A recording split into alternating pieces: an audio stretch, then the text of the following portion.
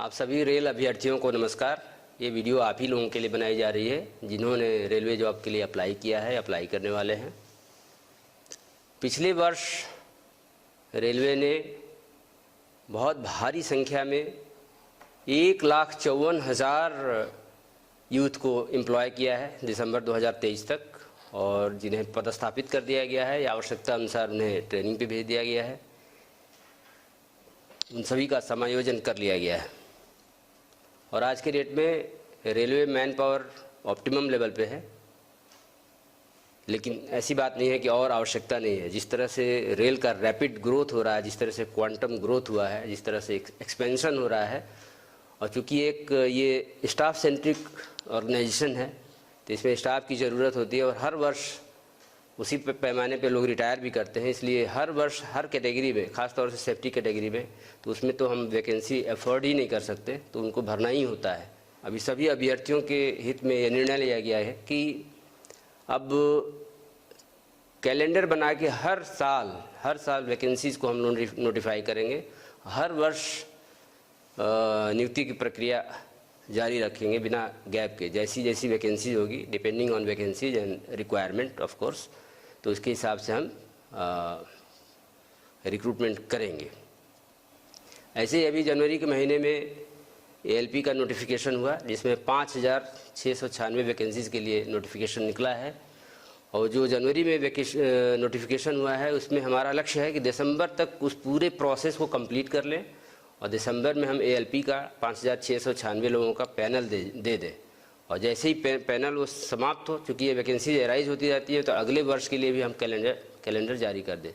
इतना ही नहीं, जैसा कि स्टूडेंट्स का भी, जो हमारे यूथ है, उनका डिमांड था कि और भी वैकेंसीज़ कब आ रही हैं, कब आएंगी, तो उसको भी ध्यान में रखते हुए रेल मंत्रालय ने अभी हम लोगों ने इसको नोटिस में भी दे दिया है कि टेक्नीशियन कैटेगरीज में जिसमें 9,000 वैकेंसीज हैं, ऑलमोस्ट अनुमानित वैकेंसीज हैं, उसके लिए भी हम लोगों ने एक टेंटेटिव कैलेंडर दे दिया है कि 9,000 वैकेंसीज़ को फरवरी के महीने में 2024 में नोटिफाई करेंगे और एक साल में, यानी कि अगले साल फरवरी तक इसको कंप्लीट कर लेंगे। कंप्लीट करने के बाद एक नेक्स्ट साइकिल में हम नोटिफाई करेंगे, ताकि पूरे रिक्रूटमेंट प्रोसेस को टाइम बाउंड मैनर में हम इसको कंप्लीट कर पाएँ, संपन्न कर पाएँ।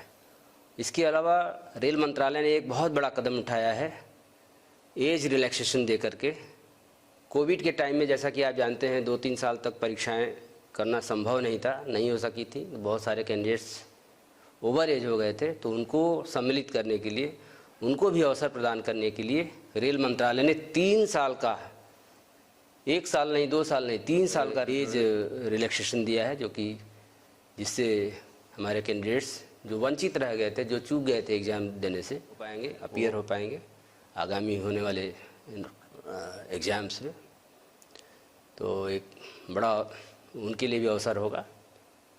और इस संदर्भ में मैं कुछ और बातें ही बताना चाहूँगा अपने अभ्यर्थियों को कि जब भी नोटिफिकेशन निकलता है तो फॉर्म कैसे भरना है। फॉर्म फिलअप करने से ही आपका एग्ज़ाम शुरू हो जाता है, वहीं से, वो भी पार्ट है एग्ज़ाम देने का। तो बहुत से अभ्यर्थी बाद में बड़े हताश हो जाते हैं कि उनका फॉर्म रिजेक्ट हो गया। तो हम लोगों ने देखा, हम लोगों का अनुभव ये है विगत रिक्रूटमेंट्स में कि बहुत से 5% के करीब ऐसे एप्लीकेशंस रिजेक्ट हो जाते हैं जिनमें प्रॉपर ढंग से सिग्नेचर नहीं किया गया है या प्रॉपर ढंग से फ़ोटो नहीं लगाया गया है। बहुत से कैंडिडेट्स होते हैं जिनका और जो भी क्राइटेरिया है उसको फुलफ़िल करते हैं, उसमें उनका सर्टिफिकेट भी ठीक है, जो भी एज के लिए जो भी सर्टिफिकेट चाहिए वो सब ठीक है, लेकिन उन्होंने प्रॉपर ढंग से सिग्नेचर नहीं किया है या प्रॉपर फ़ोटो नहीं लगाया है। उसकी वजह से ये कंप्यूटराइज्ड वे में वेरिफिकेशन होता है, स्क्रूटनी होती है, तो रिजेक्ट हो जाता है। इसमें कोई ह्यूमन इंटरवेंशन नहीं होता है। लेकिन बहुत से कैंडिडेट्स हैं जो कैपिटल लेटर में अपना नाम लिख देते हैं सिग्नेचर के नाम पे, या बहुत से कैंडिडेट्स ऐसे होते हैं जो स्मॉल लेटर में ही लिखते हैं लेकिन डिसजॉइंटेड लेटर्स होते हैं।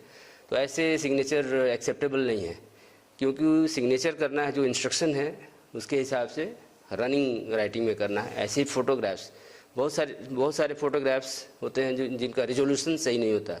रिजोल्यूशन सही होना चाहिए, ख़राब रिजोल्यूशन होने पे, स्पष्ट नहीं होने पे वो रिजेक्ट हो जाएंगे।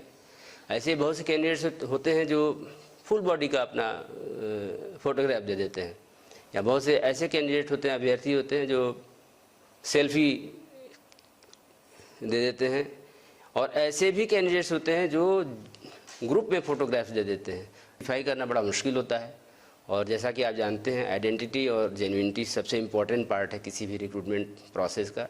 हमारी तरफ से अपील यही है कि फॉर्म भरते वक्त आप बहुत अलर्ट रहें, बहुत ध्यान से भरें, ताकि ये जो सुनहरा अवसर आपको मिला है उससे आप वंचित न रह जाएं। और जो भी बातें मैं बता रहा हूँ, इन सब बातों को सभी आरआरबीज़ ने अपने वेबसाइट पे दे दिया है, उसको आप देख सकते हैं। और ऐसे ही एज रिलैक्सेशन भी दे दिया गया है।